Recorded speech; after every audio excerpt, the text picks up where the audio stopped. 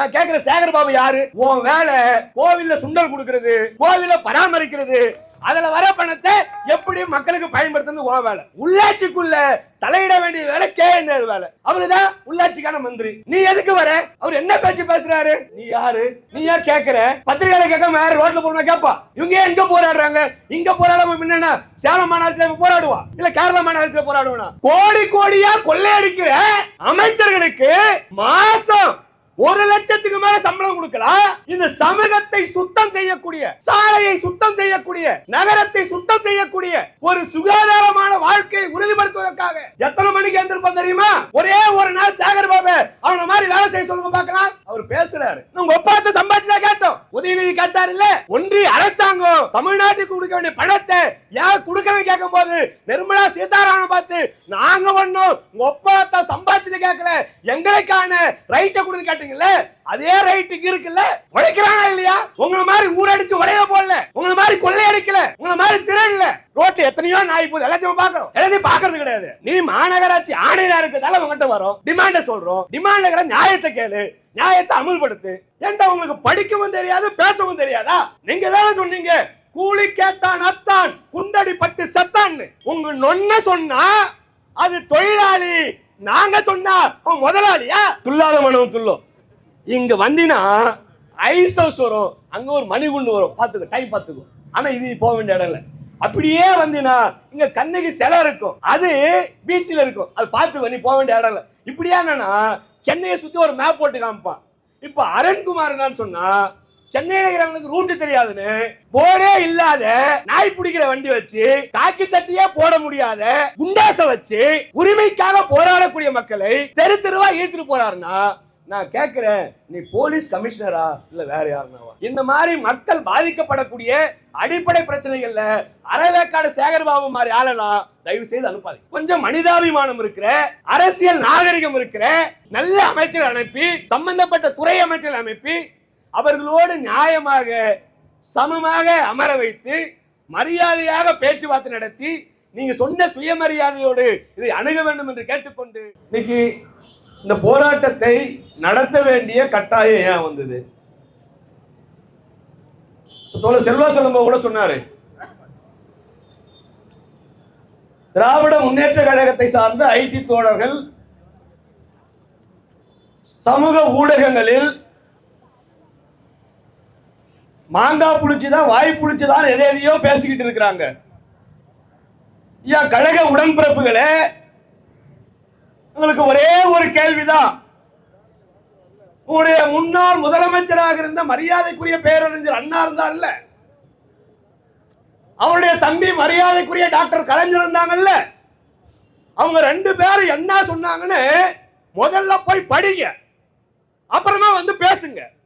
ஏன்டா உங்களுக்கு படிக்கவும் தெரியாது, பேசவும் தெரியாதா? நீங்க தானே சொன்னீங்க கூலி கேட்டான் அத்தான், குண்டடி பட்டு சத்தான்னு. உங்க நொன்ன சொன்னா அது தொழிலாளி, நாங்க சொன்னா முதலாளியா? யார் அவங்க? சமூகத்தோட கடைநிலையில் இருக்கிற சாமானிய உழைப்பாளி மக்கள். இந்த உழைப்பாளி மக்களை பந்தாடுவதற்கு,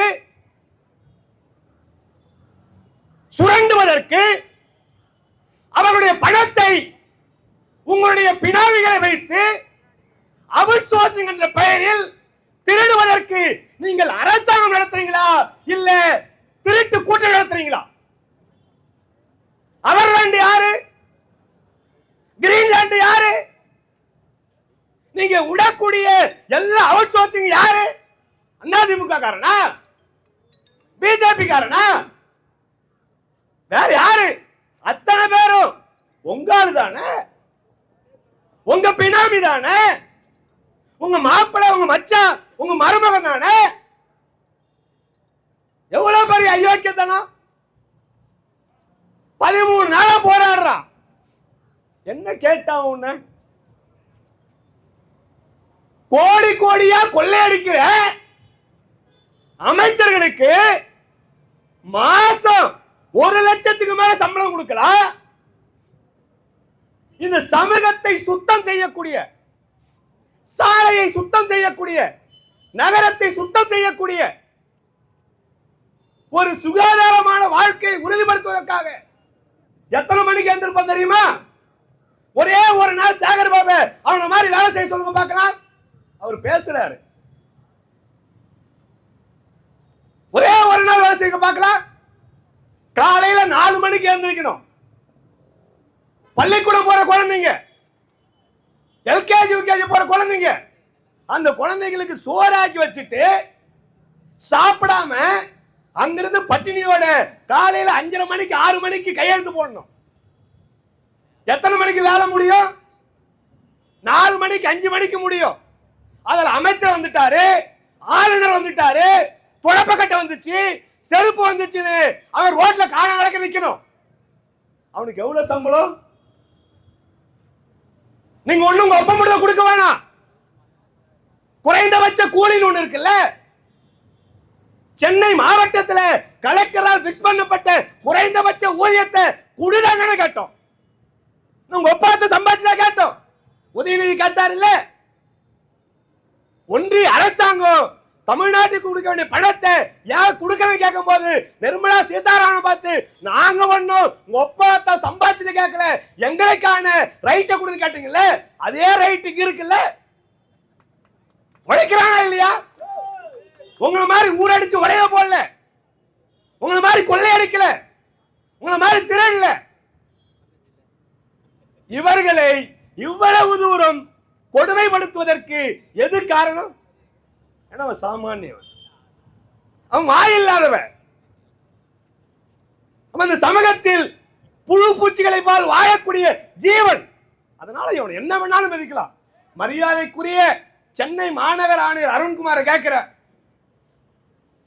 இதே மாதிரி கோர்ட்டு ஒரு வசதியான ஒரு முதலாளி கிட்ட போய் கைது பண்ணு சொன்னா அருண்குமார் போலீஸ் எல்லாம் சொக்கா கழட்டிட்டு பேட்ஜ் கழட்டிட்டு யூனிஃபார்ம் கழட்டிட்டு அவங்க வீட்டுல இருக்கிற பொம்பளைங்க எவ்வளவு ஐயாக்கியத்தானா? என்னையா இது? எங்க வாழ்றோம் நம்ம? நாகரிக உலகம் தானே. இந்த உலகத்துல அந்த வீடியோ பார்த்தா நான் ஒரு வேலை அங்க இருந்துன்னா வெட்டனா என்ன ஆயிடும்? தூக்கில போட்டுருங்களா? போட்டுங்க. இதே மாதிரி அவங்க வீட்டுல ஒரு பொண்ணு நடத்தினா தோலை சொன்னார்ல, ஒரு ஆளு தப்பு பண்ணா நடவடிக்கை எடுங்க. என்ன தப்பு பண்ணாங்க? உங்களுடைய அரசியல் சட்டம் தொழிலாளிகள் உரிமைக்காக போராடுவதற்கு வழி சொல்லிருக்கா இல்லையா? உரிமைக்காக போராடக்கூடாதுன்னு எங்கவாது அரசியல் சட்டம் தடுத்து இருக்கா? ஜனநாயக உரிமை இருக்குல்ல. ஒரு தொழிலாளியை நீங்க எவ்வளவு நாள் எக்ஸ்ப்ளாய்ட் பண்ணுவீங்க? நாங்க மூடிக்கிட்டே இருக்கணுமா? கேள்வியே கேட்க கூடாதா? எங்களுக்கான உரிமையை தானே கேட்டோம். எவ்வளவு சம்பளம்? இந்த நீங்க ஒன்னா கேட்டு பாருங்க. கிரீன்லாண்ட்ல வேலை செய்யக்கூடிய, அவர்லாண்ட்ல வேலை செய்யக்கூடிய, அவுட் சோர்சிங்ல வேலை செய்யக்கூடிய எந்த தொழிலாளிக்கு நான் இஎஸ்ஐ பணத்தை கட்டிக்கிறானுங்களா? அவனுங்க பிராவிடன்ட் ஃபண்ட் பணத்தை கட்டிக்கிறானுங்களா? ஐயோக்கிய ராஸ்கல் திருடனுங்க. யாரு கட்டிக்கிறாங்க தெரியுமா? இப்ப வேல்முருகன் ஒரு ஆள் சொன்ன கான்ட்ராக்டர், அந்த அவர்லாண்டு சார்ந்த கிரீன்லாண்டு சார்ந்த இந்த வகைராக்கெல்லாம் என்கிட்ட 100 பேர் வேலை செய்யறாங்கன்னா அந்த 100 பேர் யாரு எம்ப்ளாயோ அவனை கூப்பிட்டு அவன் பேரை போட்டு அவன் போட்டோ போட்டு ஐடி கார்டு கொடுத்து இஎஸ்ஐ கட்டல, அவன் பேரை போட்டு பிராவிடன்ட் ஃபண்ட் கட்டல. இவன் சொந்தக்காரன், இவன் பந்தம், இவன் அண்ணன், இவன் மாமன், இவன் மச்சான், இவன் பொண்ணு, இவன் மாப்பிள்ள, இவன் வீட்டுல இருக்கிறவன், இளவ இருக்கிறவன், நாய் வைக்கிறவன், இவன் எல்லாரும் பேரையும் போட்டு இஎஸ்ஐ கட்டி இருக்கிறான், பிஎஃப் கட்டி இருக்கிறான். தாம்பரம் மாநகராட்சியில கேட்டா 26 கோடி ரூபாய் தொழிலாளிக்கு கட்ட வேண்டிய பிராவிடன்ட் ஃபண்ட் பணத்தை கட்டாம கான்ட்ராக்ட தேடுறான். மாநகராட்சி ஆணையர் வாயில் ஐஸ் வச்சு சூப்பிட்டு இருக்கிறார். எவ்வளவு ஐயாக்கியத்தானா? இப்ப ஒரு 2 மாசத்துக்கு முன்னாடி மதுராந்தகத்துல இருந்து அந்த தூய்மை பணியாளரை கொண்டு வராங்க. இப்ப ராயபுரத்து எங்க வந்தாங்க? தொழிலாளிகள் போராடுறாங்க. மந்தவாசியிலிருந்து சென்னை நகரத்தில் தூய்மை பணியை மேற்கொள்வதற்கு சென்னை நகரத்தில் இருக்கிற தூய்மை பணியாளர்கள் போராட்டம் நடத்தினா அவனோட பேச்சுவார்த்தை நடத்தி அது சரி செய்து உங்களுடைய கோரிக்கை நியாயமானது அதை ஏற்றுக்கொள்கிறோம் என்று முடிப்பதற்கு மாறாக இவர்களை இங்க ரோட்ல உட்கார வச்சுட்டு வந்தவாசியிலிருந்து அரக்கோணத்திலிருந்து மற்ற இடங்கள்ல இருந்து தொழிலாளிகளை நாய் மாதிரி டாடா ஏஸ்ல கூட்டு வந்து ராயபுரத்துல கூப்பிடுறீங்க. அப்படி கூட்டு வந்த வேண்டாம் மதுராந்தகத்திலிருந்து வரும்போது படாலம் கூட்டுவல்ல அப்செட் ஆகி கீழே விழுந்து 8 தொழிலாளி பாதிக்கப்படுறான். ஹாஸ்பிட்டல்ல போனா ஃபர்ஸ்ட் எய்ட் பண்ணி அனுப்பிச்சிட்டான். ரொம்ப சிவியரான இன்ஜுரி. இஎஸ்ஐ கொண்டு போய் சார் இவங்க எல்லாம் தூய்மை பணியாளர் இஎஸ்ஐ இருக்குன்னு இவங்க பேரை சொன்னா இவங்க பேர்ல இஎஸ்ஐ கிடையாது. எவன் பேரா வருது, நாய் பேரா வருது. நான் கேட்கிறேன், நியாயமான அரசாங்கம்னா அந்த கான்ட்ராக்ட் என்ன பண்ணிருக்கணும்? நேர்மையான அரசாங்கம்னா அந்த கான்ட்ராக்ட் என்ன பண்ணிருக்கணும்? நான் கேட்கிறேன், சேகர் பாபு யாரு? உன் வேலை கோவில்ல சுண்டல் கொடுக்கிறது, கோவில பராமரிக்கிறது, அதுல வர பணத்தை எப்படி மக்களுக்கு பயன்படுத்துறது உன் வேலை. உள்ளாட்சிக்குள்ள தலையிட வேண்டிய வேலை கேஎன்ஆர் வேலை. அவருதான் உள்ளாட்சிக்கான மந்திரி. நீ எதுக்கு வர? அவர் என்ன பேச்சு பேசுறாரு? நீ யாரு? நீ யார் கேட்கிற? பத்திரிகையில கேட்காம யாரு ரோட்ல போனா கேப்பா? இவங்க எங்க போராடுறாங்க? இங்க போராடாம முன்னா சேலம் மாநகராட்சியில போராடுவா, இல்ல கேரளா மாநகராட்சியில போராடுவா? சென்னை மாநகராட்சியில வேலை செய்யக்கூடிய அந்த தொழிலாளி சென்னை மாநகராட்சியில போராடாம வேற எங்க போராடுவா?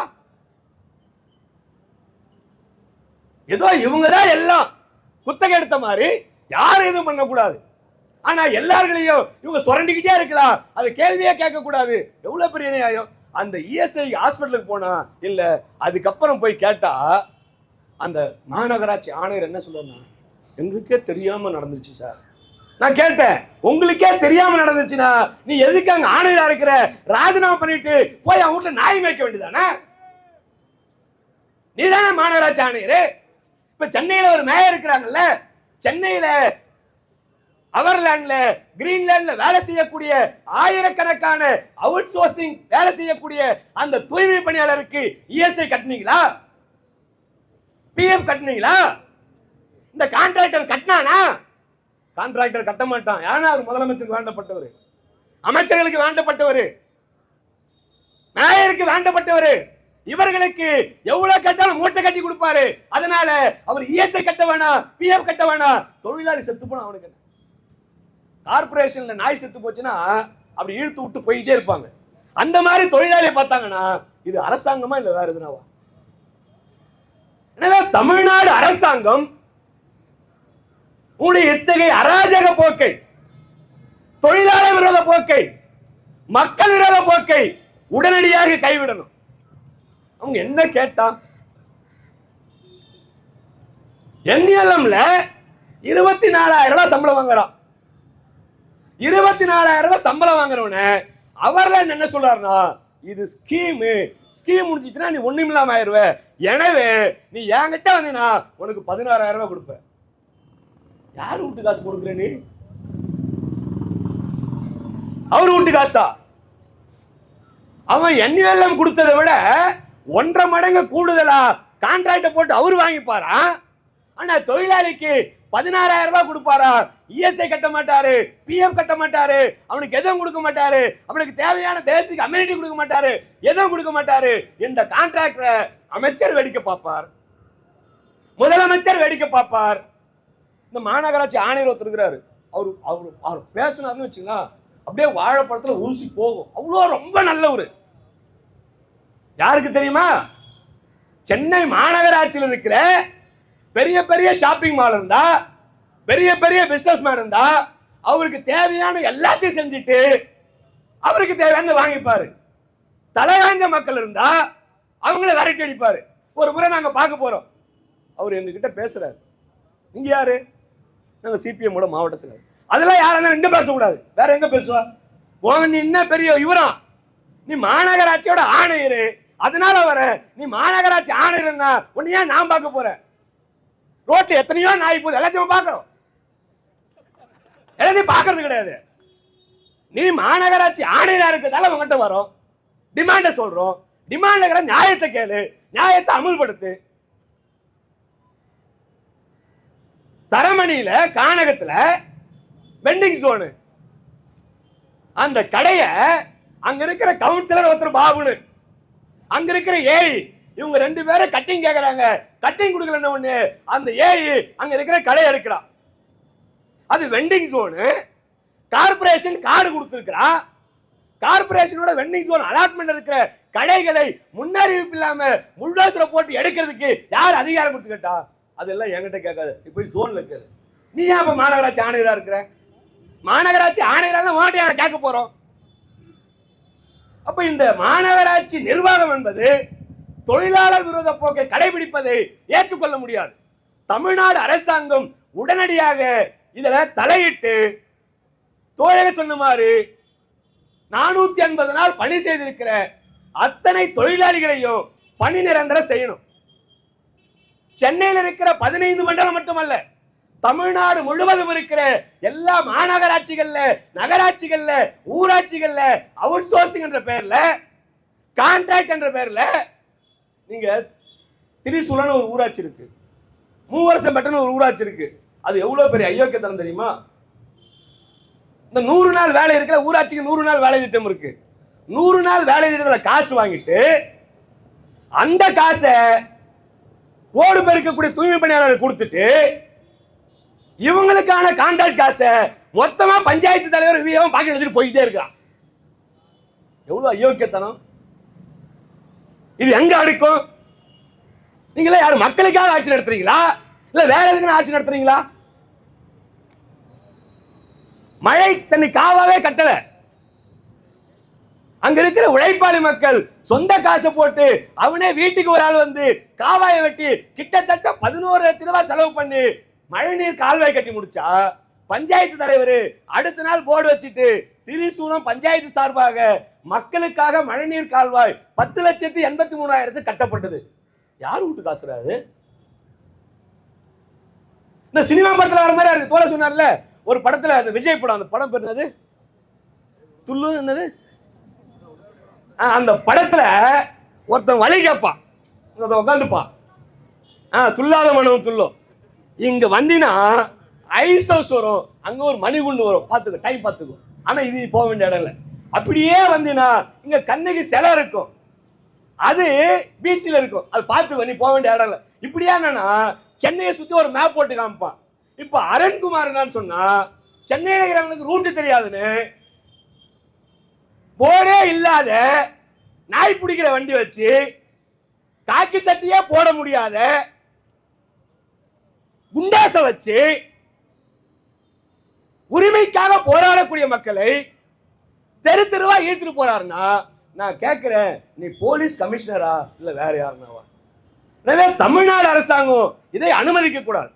உடனடியாக அந்த தொழிலாளிகளை நிரந்தரப்படுத்துறது, தமிழ்நாடு முழுவதும் இருக்கிற தூய்மை பணியை தனியார் குழுவதை தடுத்து அந்த நிர்வாகமே அதை கையில் எடுத்து அமல்படுத்த வேண்டும். 3வது அவர்கள் மீது போடப்பட்ட பொய் வழக்குகளை வாபஸ் வாங்கணும். அவர்கள் அத்தனை பேரும் உடனடியாக விடுதலை செய்யணும் சொன்னா அன்னைக்கு விட்டாங்க, சாதாரண உடல நீதிமன்ற தலையிட்ட பின்னாடி. ஆனா இந்த போக்கு இப்படியே நீடித்தது அப்படின்னா தமிழ்நாடு அரசுக்கு அழகல்ல, அது வேற ஒரு விளைவுகளை உருவாக்கிடும். எனவே தமிழ்நாடு அரசாங்கம் இதை கணக்கில் கொண்டு உடனடியாக போர்க்கால அடிப்படையில் இந்த பிரச்சனைக்கு தீர்வு காணணும். இந்த மாதிரி மக்கள் பாதிக்கப்படக்கூடிய அடிப்படை பிரச்சனைகள்ல அறவேக்காடு சேகர்பாபு மாதிரி ஆளெல்லாம் தயவு செய்து அனுப்பாதீங்க. கொஞ்சம் மனிதாபிமானம் இருக்கிற, அரசியல் நாகரிகம் இருக்கிற நல்ல அமைச்சர் அனுப்பி, சம்பந்தப்பட்ட துறை அமைச்சர் அனுப்பி அவர்களோடு நியாயமாக சமமாக அமர வைத்து மரியாதையாக பேச்சுவார்த்தை நடத்தி நீங்க சொன்ன சுயமரியாதையோடு இதை அணுக வேண்டும் என்று கேட்டுக்கொண்டு இந்த போராட்டத்தில் திரளாக பங்கெடுத்த அத்தனை தோழர்களுக்கும் மீண்டும் ஒரு முறை வாழ்த்துக்களை கூறி விடைபெறுகிறேன். நன்றி.